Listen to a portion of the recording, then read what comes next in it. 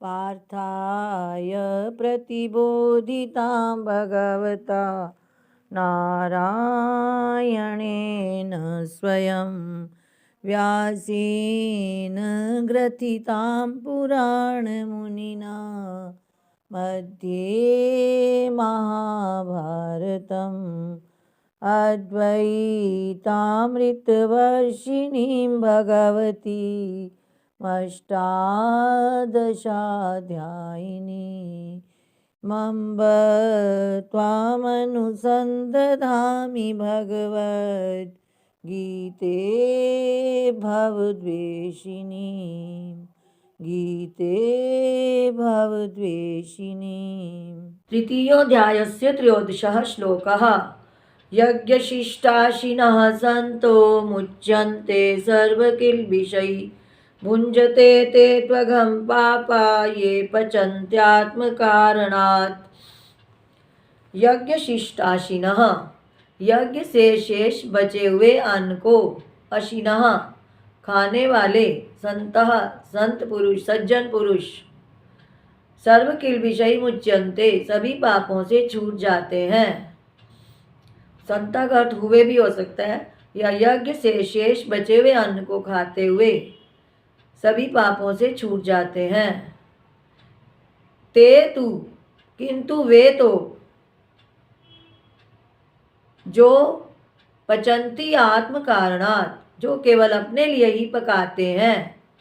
ते तु वे तो अघम भुंजते पाप को ही खाते हैं। कौन? पापा, जो पापी पुरुष केवल अपने लिए ही पकाते हैं वे तो केवल पाप को ही खाते हैं। यज्ञ शेष से बचे हुए अन्न को खाते हुए संत पुरुष, महात्मा पुरुष, सज्जन पुरुष सभी पापों से छूट जाते हैं। और वे तो केवल पाप को ही खाते हैं जो पापी पुरुष केवल अपने लिए ही पकाते हैं। इसलिए गीता हमें यह सिखाती है कि हमें मिलजुल कर बांट कर खाना चाहिए। यज्ञ शेष से बचा हुआ अन्न खाना चाहिए, सबको खिलाकर बाद में खाना चाहिए। अब इसका भाष्य देखो। यज्ञ इति देव यज्ञादीन निर्वर्त्य, देव यज्ञादि संपन्न करके, तत्शिष्टम उससे बचे हुए, अशनम अन्न को, जो अमृताख्यम अमृत तुल्य है, अशितुम खाने का, शीलम स्वभाव है, ये शाम जिनका, देव यज्ञादि संपन्न करके उससे शेष बचे हुए अमृत तुल्य अन्न को खाने का है स्वभाव जिनका, ते यज्ञ शिष्टाशिनः संतो वे यज्ञ शेष को खाने वाले संतः सज्जन पुरुष या यज्ञ शेष अन्न को खाते हुए सज्जन पुरुष, मुच्यन्ते सर्व किल्बिषै सभी पापों से मुच्यन्ते छूट जाते हैं। सर्व किल्बिषै कौन कौन से पाप हैं? सर्व पापै चुल्यादि पंचसूनाकृतै प्रमादकृत हिंसादि जनितैश्च अन्यै।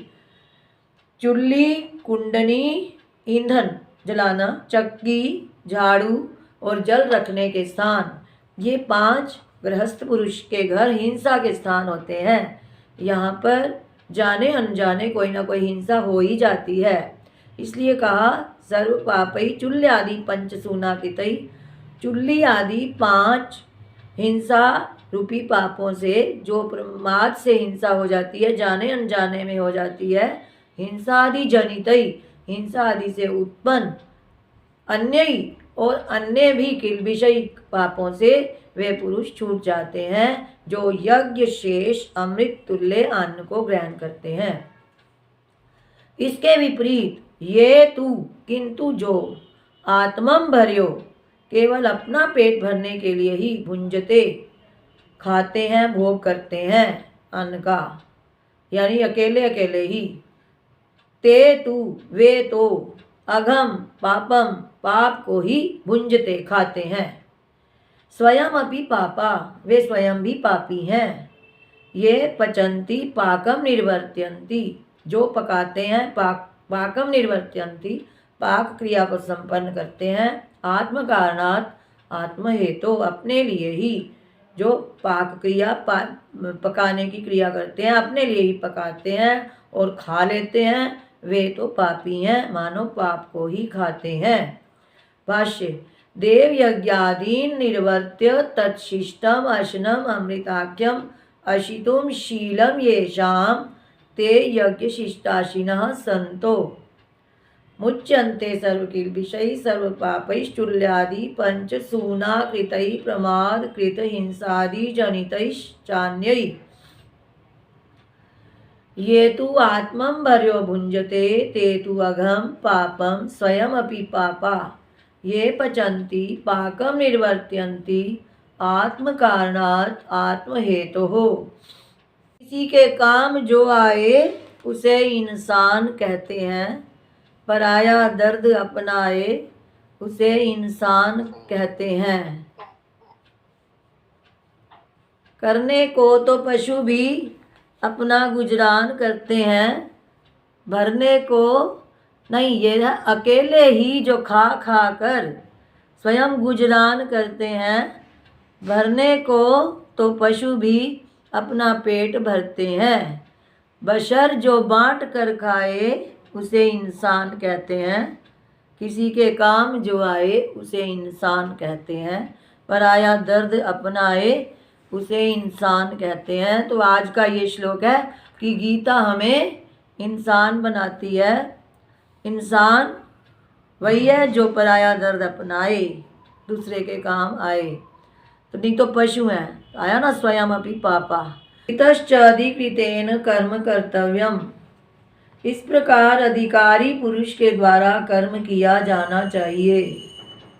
जगत चक्र प्रवृत्ति हेतु ही कर्म। जगत चक्र की प्रवृत्ति का कारण कर्म ही है। कर्म से ही जगत चक्र की प्रवृत्ति होती है, जगत का चक्र चलता है। अन्नाद् भवन्ति भूतानि पर्जन्यादन्न संभवः यज्ञाद् भवति पर्जन्यो यज्ञः कर्म समुद्भवः। अन्नाद् भवन्ति भूतानि पर्जन्यादन्न संभवः यज्ञाद् भवति पर्जन्यो यज्ञः कर्म समुद्भवः। भूतानि अन्नाद् भवन्ति। सभी प्राणी अन्न से उत्पन्न होते हैं। पर्जन्यात् अन्न संभवः। अन्न संभवः पर्जन्यात्।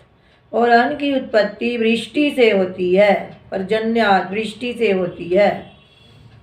यज्ञाद् भवति पर्जन्यो। पर्जन्यो वृष्टि, यज्ञाद् भवति यज्ञ से होती है। यज्ञः कर्म समुद्भवः। और यज्ञ शास्त्र विहित कर्मों से उत्पन्न होने वाला है। संपूर्ण प्राणी अन्न से उत्पन्न होते हैं। अन्न की उत्पत्ति वृष्टि से होती है, वृष्टि यज्ञ से होती है और यज्ञ शास्त्र विहित कर्मों से उत्पन्न होता है। भाष्य। अन्नाद् भवन्ति इति। अन्नात् भुक्तात्।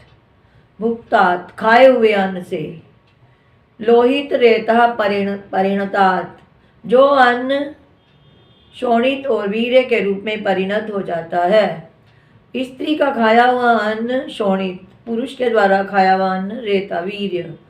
तो इस प्रकार मैथुनी सृष्टि का वर्णन बता रहे हैं कि खाए हुए अन्न से लोहित और रेत, शोणित और वीर्य के रूप में जो अन्न परिणत हो जाता है, उससे प्रत्यक्ष रूप से भवंती जायन्ते उत्पन्न होते हैं भूतानि प्राणी।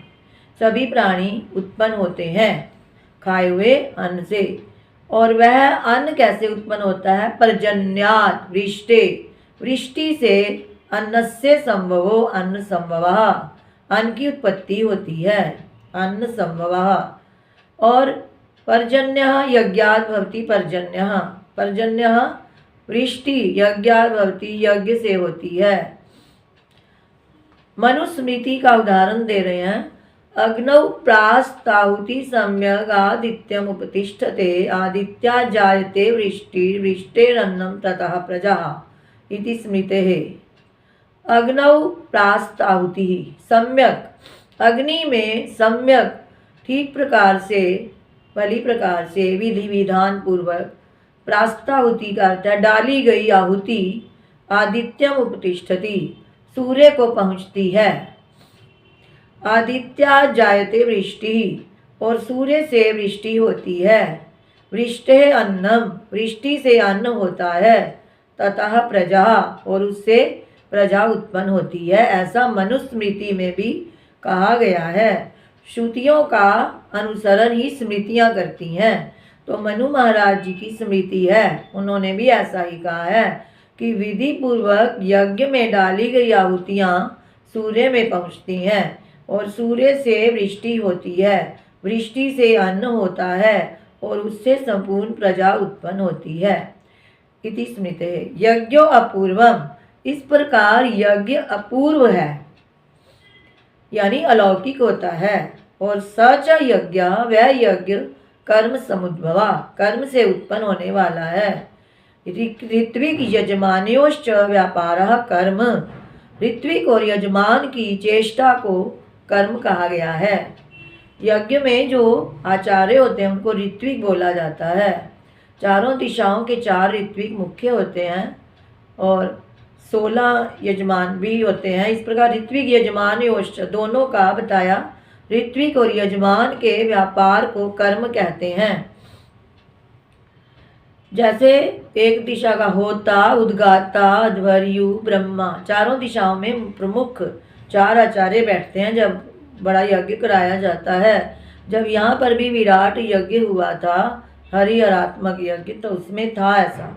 और भी हमारी यज्ञशाला में देखो कितने देवताओं के पूरे नाम लिखे हुए हैं कि इसका आचार्य ये देवता, इसका ये, इस प्रकार से। तो उन ऋत्विक यजमान्योश्च व्यापारः कर्म, ऋत्विक और यजमान के व्यापार यानी उनकी चेष्टा को कर्म कहा जाता है। ततः समुद्भवो यस्य यज्ञस्य अपूर्वस्य, उससे उत्पन्न जो यज्ञ है अपूर्व, स यज्ञ वह यज्ञ कर्म समुद्भवा कर्मों से उत्पन्न, शास्त्रविद वेदविद कर्मों से उत्पन्न होने वाला है। तच्च और वह कर्म आगे बताते हैं। कर्म ब्रह्मोद्भवं विद्धि ब्रह्माक्षर समुद्भवं तस्मात् सर्वगतं ब्रह्म नित्यं यज्ञे प्रतिष्ठितं। कर्म ब्रह्मोद्भवं विद्धि ब्रह्माक्षर समुद्भवं तस्मात् सर्वगतं ब्रह्म नित्यं यज्ञे प्रतिष्ठितं। वह कर्म, ब्रह्म का अर्थ यहाँ वेद लेंगे। वह कर्म वेद से उत्पन्न हुआ जानो। और ब्रह्म, ब्रह्म का अर्थ वेद, वह वेद अक्षर समुद्भवम अविनाशी परमात्मा से उत्पन्न हुआ है। इसलिए तस्मात् इसलिए सर्वगतम ब्रह्म सर्वव्यापक ब्रह्म नित्यम सदा ही यज्ञ प्रतिष्ठितम यज्ञ में प्रतिष्ठित है। वह कर्म वेद से उत्पन्न हुआ जानो और वेद अविनाशी परमात्मा से उत्पन्न हुआ है। इसलिए सर्वव्यापक परमात्मा नित्य ही सदा ही यज्ञ में प्रतिष्ठित है, ऐसा जानो। कर्म इति कर्म ब्रह्मोद्भवम, ब्रह्म वेदा, ब्रह्म का अर्थ है वेद, स उद्भवा कारणम यस्य तत्कर्म, वह उत्पन्न होता है, वह यानी जो वेद है, स उद्भवा कारणम यस्य, वह कर्म जो है उसको, उसका कारण कौन है? वेद, जिस कर्म की बात चल रही है। कर्म ब्रह्मोद्भवम, ब्रह्म वेदा, ब्रह्म वेद है, स उद्भवा कारणम, वह वेद ही कारण है, यस्य जिसका, तत्कर्म वह कर्म, ब्रह्मोद्भवम विद्धि वेद से उत्पन्न हुआ, जानी ही, विद्धि का अर्थ जानी ही, जानो, वह कर्म वेद से उत्पन्न हुआ, जानो। फिर ब्रह्म पुनर्वेदाख्यम अक्षर समुद्भवम, ब्रह्म अर्थात पुनः वेदाख्यम वेद, ब्रह्म अर्थात वेद, अक्षर समुद्भवम अक्षर से उत्पन्न हुआ है। अक्षर क्या है? अक्षरम ब्रह्म परमात्मा समुद्भवो यस्य, अक्षर अविनाशी जिसका कभी क्षर नहीं होता, नाश नहीं होता, जो कभी व्यय को प्राप्त नहीं होता। अक्षरम ब्रह्म परमात्मा समुद्भवो यस्य, जिसका उत्पत्ति कारण है। तद अक्षर समुद्भवम, उसे अक्षर से उत्पन्न हुआ जानो। ब्रह्म वेद, वेद यानी उस अक्षर परमात्मा से उत्पन्न हुआ वेद को जानो इत्यर्थः, यह अर्थ हुआ।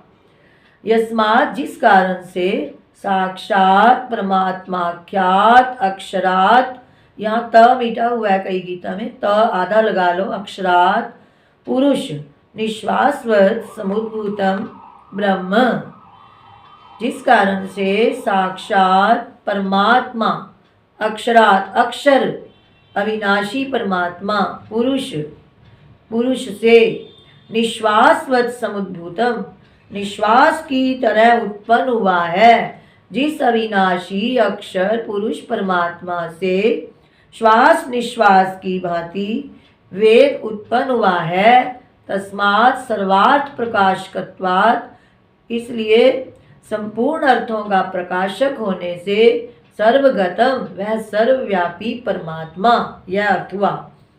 परमात्मा सर्वव्यापी है और सभी अर्थों का प्रकाशक है।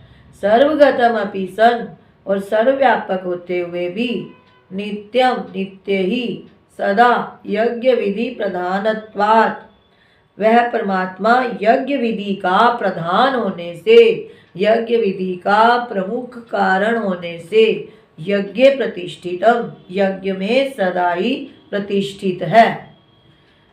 15वें श्लोक को देखो दोबारा। कर्म ब्रह्मोद्भवम, कर्म को अविनाशी परमात्मा से उत्पन्न, वेद से उत्पन्न हुआ जानो। ब्रह्म वेदा, कर्म ब्रह्मोद्भवम, इसका अर्थ करें ब्रह्म वेदा, ब्रह्म अर्थात वेद, स उद्भवा कारणम यस्य, वह कारण है जिसका, तत्कर्म ब्रह्मोद्भवम विद्धि, उस कर्म को वेद से उत्पन्न हुआ जानो, जानी ही।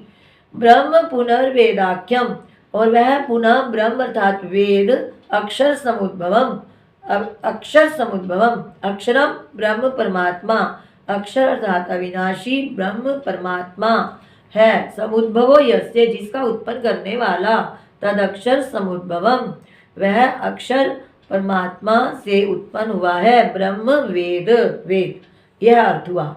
यानी इस श्लोक में ये ध्यान रखना है कि ब्रह्म का अर्थ है वेद और अक्षर समुद्भव, अक्षर का अर्थ है परमात्मा, अविनाशी परमात्मा।